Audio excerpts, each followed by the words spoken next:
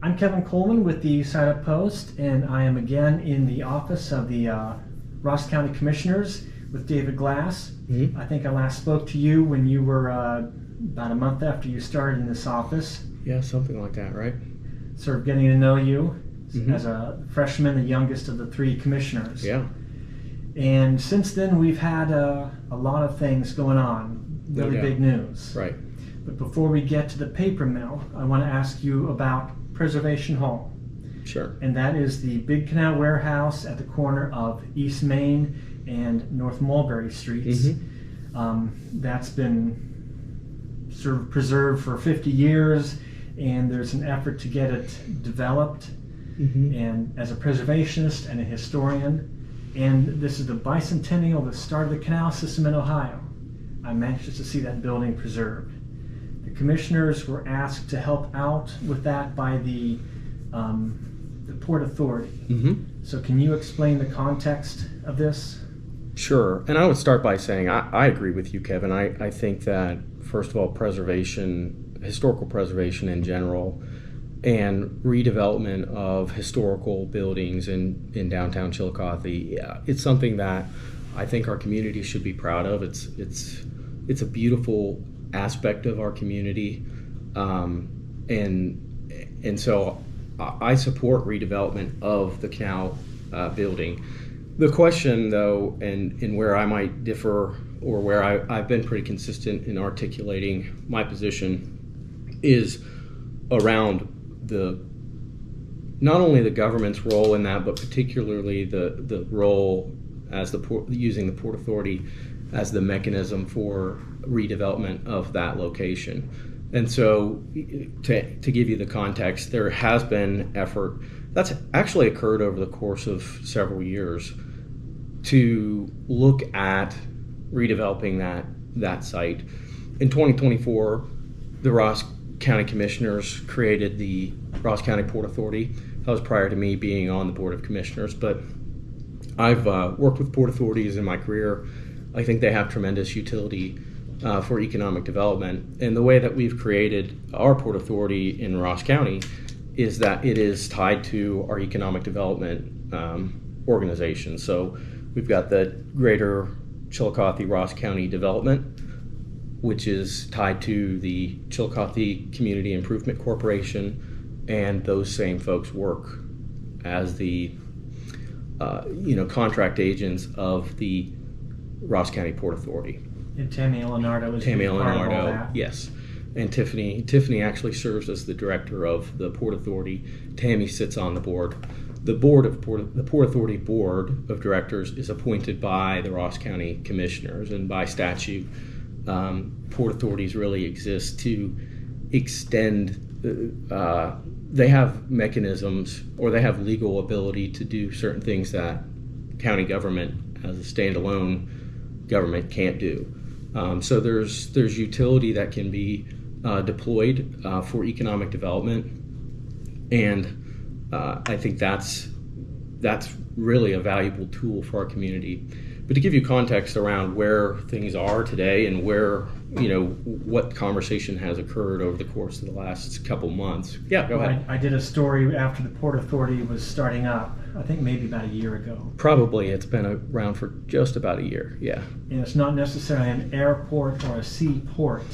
No. Does it focus on access, transportation? Really, in Ohio, port authorities have become a mechanism to use. A port authority is a political subdivision in of itself. So there are a lot of powers that a port authority have that I don't think that we would ever expect to be deployed here in Ross County. A port authority, for example, can levy taxes. They can own and convey property.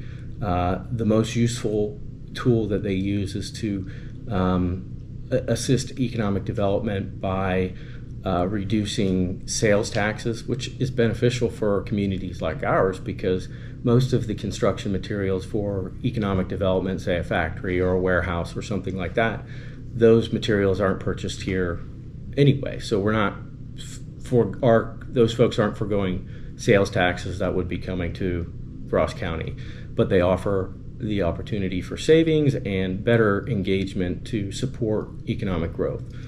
That's really what a Port Authority does, and a Port Authority can either be through a municipality or a county, and there's probably some other exceptions, but most typically it's sort of like a corporation incorporating a company to get what kind of legal processes that it can't do on its own or a separate yes. So entity. you have the Port Authority that can do things that county government can't or city government can't do, and that's why you have the element of elected oversight of those organizations, so that the Board of Commissioners or a city council or city mayor can be directly involved in setting the priorities and engaging closely with the Port Authority that they establish or found.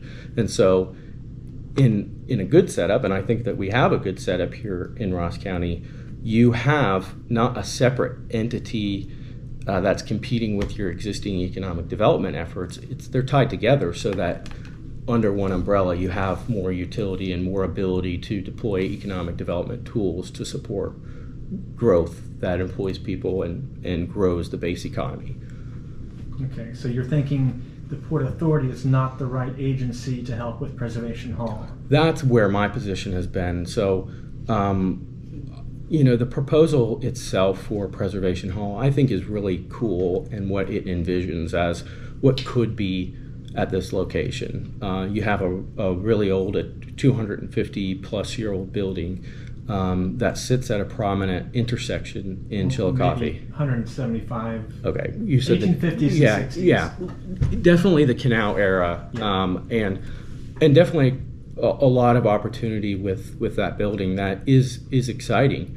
But what that proposal, at least as it currently stands, as recently as I've seen it, I don't believe that it's fully developed in capturing all the costs that are associated with redeveloping a building like that, which has not been maintained very well over the course of its lifetime.